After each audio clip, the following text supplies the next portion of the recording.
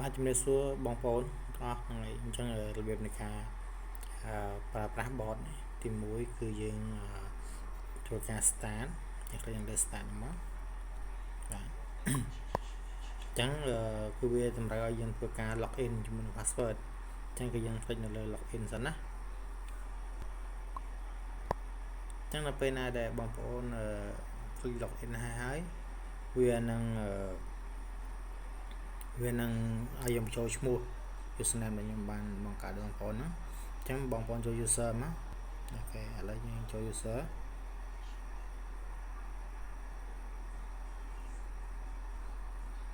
admin ប៉ុន្តែ user ហ្នឹងគឺបងប្អូនដាក់ user បងប្អូនហ្នឹងខ្ញុំដាក់ user ខ្ញុំណាហើយតោះដាក់លេខសម្ងាត់ពេលហើយបន្តមកចុចបញ្ជូនទៅមុខទៀតអូខេអញ្ចឹងបងប្អូននឹងចូលមកដល់ចំណុចនេះអញ្ចឹងអ្វីដែលបងប្អូនត្រូវធ្វើទី1គឺពាក់ព័ន្ធជាមួយនឹង item អញ្ចឹងคลิกមកលើ item profile open app ហើយនឹង log out ចេញអញ្ចឹងក្នុងរយៈពេល5នាទីបើសិនជាបងប្អូនអត់ធ្វើការអ្វីទេ bot នឹង automatic log out ដល់ខ្លួនឯងណាអញ្ចឹងបើសិនជាបងប្អូនចង់ផុសនៅតំណែងចូលទៅក្នុង website គឺបងប្អូនចូលយកពាក្យថា item ទៅ item មកបន្តមកបងប្អូនជ្រើសរើសមើលណាវាមាន add item edit item open ហើយនឹង close ហ្នឹងមានន័យថាយើងចង់បិទចង់បើកណាហើយ my coin គឺខ្ញុំបង្កើតឡើងគឺកំណត់ឲ្យបងប្អូនក្នុងម្នាក់អាចផុសបានចំនួន10រូបអញ្ចឹងនៅពេលណាដែលយើងចូលដល់ចំណុចនេះហើយបាទបងប្អូនចូលដល់ចំណុចនេះហើយបងប្អូនជ្រើសរើសយកពាក្យ add item ហ្នឹងមានន័យថាយើងធ្វើការដាក់ផលិតផលយើងចូលគឺលើ add item មកអូខេអញ្ចឹងវានឹងឲ្យបងប្អូនជ្រើសរើសតើផលិតផលរបស់បងប្អូនហ្នឹងត្រូវជាមួយនឹងអ្វីឧទាហរណ៍ថាផលិតផលរបស់ខ្ញុំហ្នឹងគឺត្រូវជាមួយនឹងគ្រឿងបរិភោគណាអញ្ចឹងបងប្អូនគ្រាន់តែចុចទៅលើគ្រឿងបរិភោគមកអូខេបន្តមកបងប្អូនធ្វើចូលឈ្មោះតំណែងបងប្អូនឈ្មោះគេអូខេឥឡូវតំណែងរបស់ខ្ញុំដាក់ឈ្មោះថាសាច់គោស្រស់ណាសាច់គោស្រស់អូខេអញ្ចឹងបងប្អូនបញ្ជូនទៅវាសួរដល់តម្លៃអញ្ចឹងតម្លៃនេះគឺបងប្អូនដាក់ទៅគឺវានឹងអាប់ដេតទៅក្នុង website របស់យើងគឺជាតម្លៃសខ្មែរជាប្រាក់រៀលអញ្ចឹងបងប្អូនដាក់ទៀតថាសាច់គោខ្ញុំដាក់ថា 28,000 ណាចាំបងប្អូនវាយថា 28,000 មក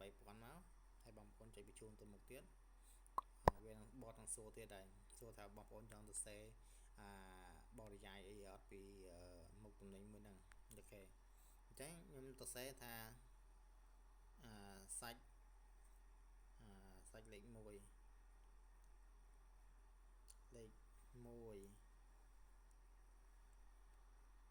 រសជាតិឆ្ងាញ់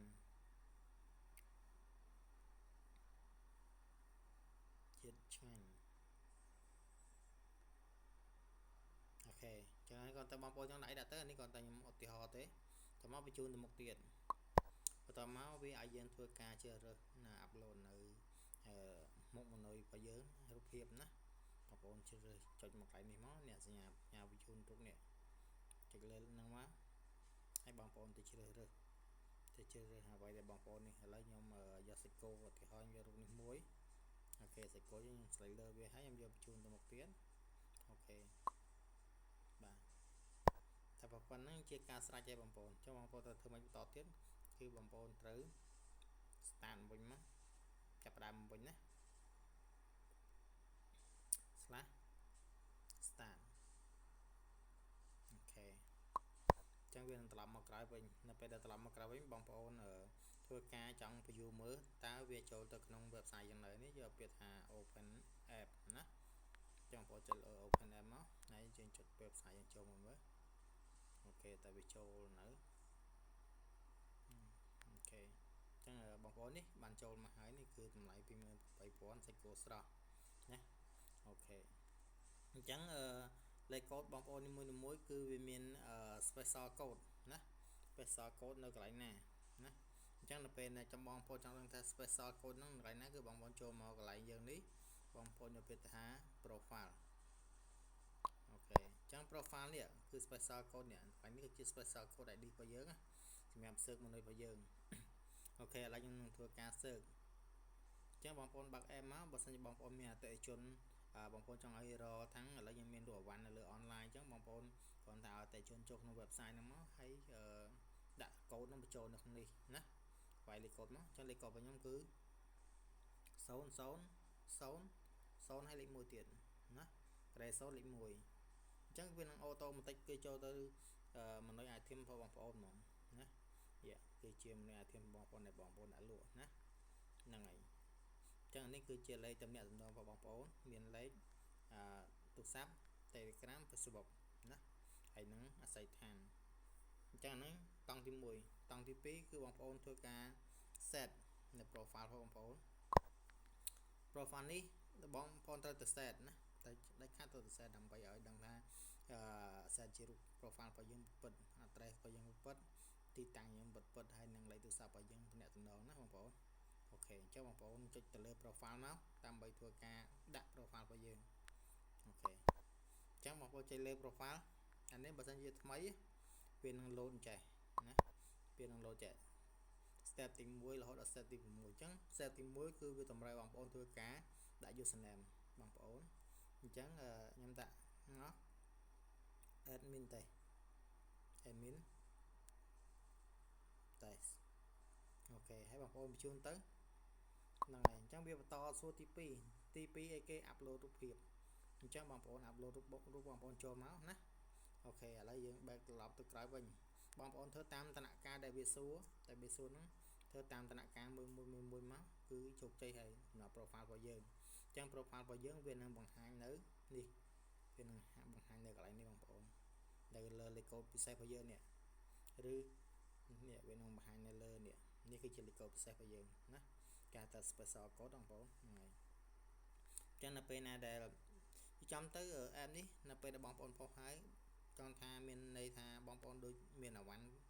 ឬក៏មាន app មួយផ្ទាល់ខ្លួនអញ្ចឹងគឺដូចខ្លួនឯង app ផ្ទាល់ខ្លួនអញ្ចឹងគឺតំណែងរបស់បងប្អូនគឺវានឹង load មកនៅក្នុង website ហើយបងប្អូនអាចយក special code បងប្អូនយកទៅ search ដើម្បីឲ្យចេញតែអវ៉ាន់របស់យើងមានន័យថាបើសិនជាមិត្តភក្តិបងប្អូនតាំងចង់មើលអវ៉ាន់តិចអញ្ចឹងបងប្អូនគាត់ឲ្យ link ចូលទៅបាទនៅពេលដែលបងប្អូនឲ្យ link ចូលទៅហើយបងប្អូនឲ្យអតិថិជនបងប្អូនហ្នឹងវាយលេខកូដពិសេសចូលដាក់តែ special code ណាបងប្អូនឲ្យបើបងប្អូនហ្នឹងវាយលេខកូដចូលទៅគ្នាទៅហើយលេខកូដពិសេសហ្នឹងនោះវានឹងឃើញអវ៉ាន់បងប្អូនទាំងអស់ណាគឺជាអវ៉ាន់ដែលបងប្អូនលក់តែប្រហែលគឺសូននៅលើទាំងអស់ហ្មងអញ្ចឹងវាងាយស្រួលមានន័យថាដូចបងប្អូនដូចមាន app ក្នុងដៃផ្ទាល់ខ្លួនអញ្ចឹងរ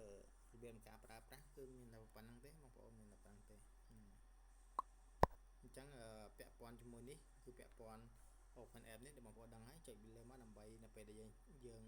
add ផលិតផលចូលទៅ website យើងចុចកន្លែងដើម្បីយើងចូលមើលតើវាចូលនៅអញ្ចឹងណាហើយពាក់ព័ន្ធជាមួយនឹង item អានេះបងប្អូនអាចធ្វើការ edit បានធ្វើការកែតម្លៃកែអីហ្នឹងគឺវា load នៅលើហ្នឹងចំណែកទៅនេះ ពាក់ព័ន្ធជាមួយនឹងការបិទបើកអវ៉ាន់មនុស្សរបស់យើងជំនឿថាឥឡូវខ្ញុំអស់អវ៉ាន់ហើយអវ៉ាន់ខ្ញុំអស់ stock អញ្ចឹងខ្ញុំធ្វើការ click លើហ្នឹងមកបាទអញ្ចឹងវានៅ load ជាប្រភេទដែលយើងបានលក់នេះគឺ load លើទាំងអស់អញ្ចឹងបើសិនជាបងប្អូនចង់បិទបងប្អូន click លើវាតែមួយពណ៌គឺវានឹងបិទហើយអញ្ចឹងបងប្អូនចង់បើកបងប្អូនគាត់ចុចលើឈ្មោះវាមួយពណ៌វានឹងបើកវិញហើយអញ្ចឹងនេះគឺ delete ដូចគ្នាគឺវាអត់ពិបាកទេបងប្អូនហ្នឹងហើយអញ្ចឹងវីដេអូហ្នឹងដូចមានតែប៉ុណ្្នឹងទេហ្នឹងហើយអរគុណច្រើនបងប្អូន